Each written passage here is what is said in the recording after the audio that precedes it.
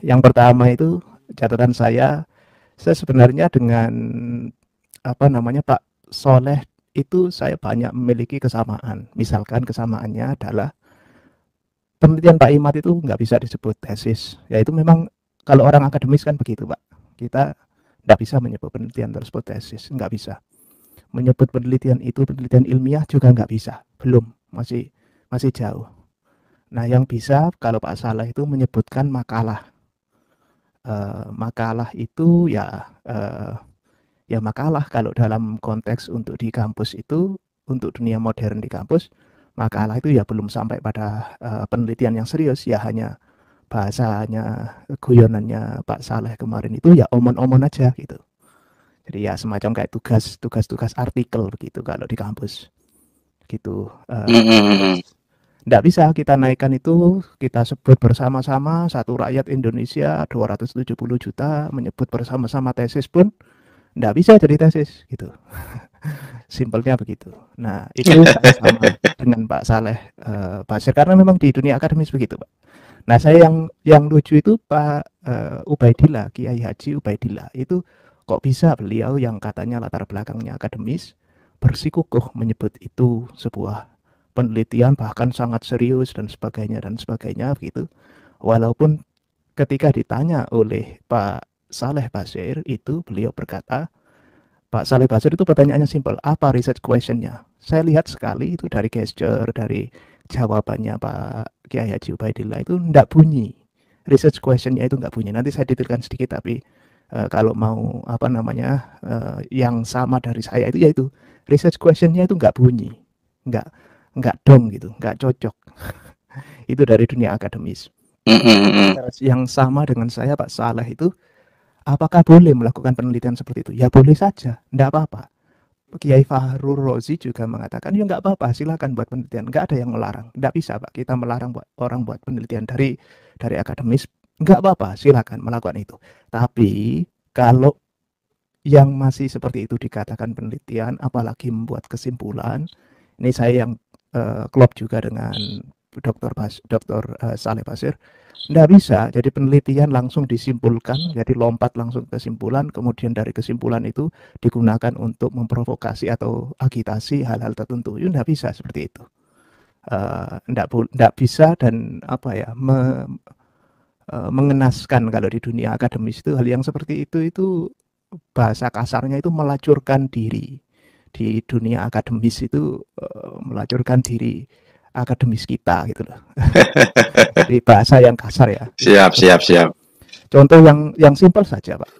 Di saat COVID itu ada orang yang berseberangan dengan pendapat yang mayoritas. Misalkan diharuskannya kita mengambil apa namanya COVID serum atau apa COVID apa ya bahasa Indonesia itu vaksin ya bahasa Inggris juga vaksin kita harus vaksin tapi ada tuh dokter seingat saya itu saya cek dia kredibilitas keilmuannya itu dokter hewan Indonesia yang bersikukuh sekali ndak boleh ini nih apa elit global bla bla bla dan sebagainya teori konspirasi. Nah itu dia mengatakan ndak boleh itu. Nah itu pendapat yang sat kalau dalam bahasa fikih pendapat yang sat seperti dia harus ditinggalkan kalau dalam hal ini apalagi berkaitan dengan nyawa. Terus kemudian dia menggempor-gemporkan pendapatnya sendiri itu yang katanya juga hasil penelitian yang nggak tahu siapa yang meneliti dokter tersebut dokter hewan itu bersikukuh nggak boleh bahkan haram nggak boleh untuk mengambil vaksin itu nanti digerakkan oleh global bla bla bla dan sebagainya yang seperti itu ya kayak gitu jadi lucu Mm-mm. kayak gitu simpelnya kayak gitu penelitiannya juga nggak jelas siapa yang melakukan juga nggak tahu kalau misalkan ada orang yang mengikuti dia terus kemudian mati ya matinya konyol sementara yang lain alhamdulillah ya kita vaksin berkali-kali untuk menjaga bagian ikhtiar kita untuk menjemput takdir Allah yang lebih baik gitu. Nah itu yang kita lakukan secara umum di dunia. Jadi hanya ada satu dua orang yang seperti itu dimanapun ada. Apakah boleh orang seperti dia Mm-mm. dibiarkan? Bagi saya tidak boleh. Bagi saya tidak boleh. Karena di dunia Oke. akademis yang seperti dia itu, yaitu yang menghancurkan wajah-wajah penelitian itu ya model kayak mereka pseudo akademis. Jadi seakan-akan akademis. Bahasa Jawa yang saya gunakan itu biasanya eto-etoe akademis. Nah, ini saya sambil nulis ya. Siap.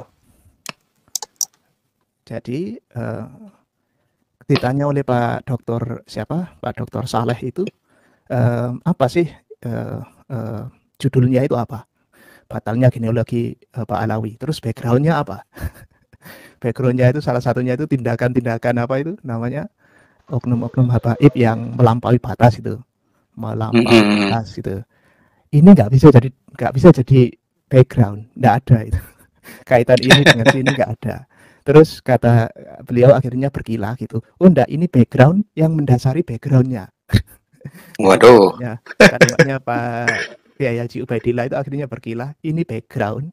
Jadi oknum yang salah tadi itu, oknum yang melampaui batas ini menjadi background dari background ini. Itu apaan itu? Saya, wah ini ngomongnya gimana ini?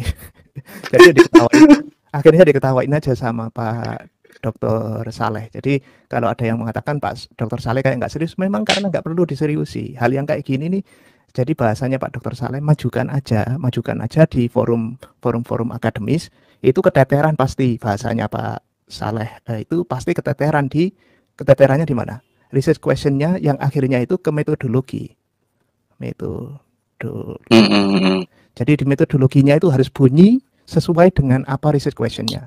Research questionnya itu membatalkan genealogi Pak Alawi. Genealogi, terus kemudian jadi kalimatnya Pak Saleh genealogi tapi dibatalkan dengan pustaka. Perilaku ya. Riset pustaka gitu. Jadi kan ini kan riset bahasanya riset ya. Saya kasih tanda petik ya. Riset pustaka gitu kan ininya apa namanya? Yang dilakukan oleh Pak Imad itu kan riset pustaka ini. Maunya membatalkan genealogi yang dilakukan riset pustaka. Ini judulnya gitu. Jadi nggak masuk. Jadi penelitian Pak Imad ini tuh apa ya? Kalau dimasukkan ke penelitian ilmiah itu, ke forum ilmiah itu nggak bunyi. Dan pasti keteteran di metodologi itu benar sekali. Pak Saleh itu sangat-sangat benar ya. Memang nggak bunyi gitu. Backgroundnya nggak jelas, riset questionnya nggak ada. Terus kemudian riset questionnya itu hubungannya dengan metodologi itu juga nggak bunyi gitu. Terus kemudian Pak Dr. Saleh disarankan oleh Pak Dr. Saleh itu apa? Ya silakan aja melakukan riset, tapi risetnya itu jangan hanya ini saja, tapi harus kolaboratif, riset kolaboratif dengan apa itu banyak. Ya, tapi ini pun juga tidak bisa. Terus kemudian membatalkan ini yang menjadi teori itu kemudian digunakan untuk yang agitasi bla bla bla itu nggak boleh dilakukan begitu. Ini masih di sini, ininya juga masih tanda tanyanya besar sekali. Terus kemudian digunakan untuk agitasi. Itu kan yang bermasalah kan di sini. Ini loh. Jadi yang ditulis oleh Pak Dr. Saleh itu ya itu yang diomongkan itu sangat-sangat benar. Walaupun perbedaan saya dengan Dr. Saleh tanpa penelitian itu membatalkan Pak Alawi. Saya tanpa penelitian, saya husnudon, bukan tanpa penelitian saya, tapi saya mengikut pendapat-pendapat ahli, bahwasanya saya mengakui kalau Pak Alawi itu adalah dzurriyyah Nabi. Kalau Pak Dr. Saleh berbeda dengan saya, nggak ada masalah. Terus saya juga berbeda dengan misalkan teman-teman Muhammadiyah yang nggak mengakui, teman-teman Wahabiyah nggak mengakui, silakan aja. Tapi kalau mereka sampai pada agitasi, nah ini yang nggak boleh. Kalau di dalam NU ada yang mengakui atau ada yang tidak mengakui, apakah itu bermasalah? Tidak bermasalah. Tapi yang bermasalah apa? Yang bermasalah mereka menggunakan itu untuk membenturkan yang berbeda. Itu saja sebenarnya. Jadi ya saya juga tentu mengkritik Pak Dr. Saleh kalau misalkan dia tanpa penelitian kemudian dia membatalkan, dia tidak mengakui, ya itu adalah pendapat dia pribadi dan tidak ada masalah selama tidak digunakan untuk agitasi. Nah sekarang kalimat dia kalau dipakai oleh orang-orang YouTuber untuk membuat background agitasi mereka, nah itu bermasalah lagi itu di situ.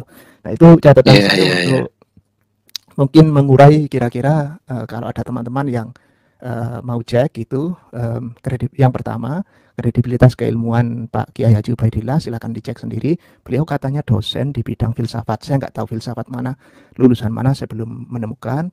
Kalau Pak Kiai Haji Ubaidillah menyimak ini, saya juga nggak perlu Bapak uraikan dan sebagainya, saya tahu kualitas apa yang Bapak bicarakan. Simpelnya begini saja, kalau memang penelitian Pak Imad itu penelitian, yaitu majukan saja ke forum akademis. Ya ini harus bunyi semuanya. Kalaupun bunyi nanti, jangan kaget kalau ada yang membantah. Gitu. Jangan kaget kalau ada yang bantah. Dan kalaupun itu menjadi penelitian yang Anda yakini kebenarannya, tidak bisa digunakan untuk membuat agitasi. Dan karena itu tidak benar secara sosial, tidak benar secara antropologi dan sebagainya, itu nanti ada kajiannya lagi. Tapi ya silakan saja. Misalkan Pak, saya kasih contoh Pak Kang YouTube ya. Di tahun 2016, 2015 itu ada penelitian yang cukup serius, jauh lebih serius daripada Pak Imad, tentang benarkah Ka'bah kita yang kita arahkan kalau kita sholat itu posisinya benarkah di Mekah. Jadi ada yang buat antitesisnya.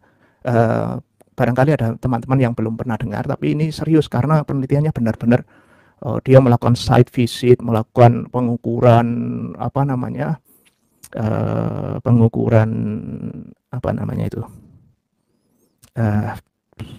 Geographical Information System, dia melakukan riset pustaka, dia melakukan kajian sejarah, ekskavasi di beberapa masjid untuk melihat arah kiblat, dan itu mereka berkesimpulan Ka'bahnya itu ternyata sebenarnya bukan di Mekah, tetapi ada di kota Petra yang ada di Jordan sekarang. Itu penelitiannya orang Australia, non-Muslim, didukung oleh, saya nggak tahu, seingat saya orang UAE kalau nggak salah. Dan silakan dia berkesimpulan seperti itu, orang non-Muslim misalkan buat penelitian seperti itu, ya silakan saja. Tapi mereka tidak berhak menyalah-nyalahkan kaum muslimin, karena kita punya bukan narasi, tapi sanad yang terpercaya.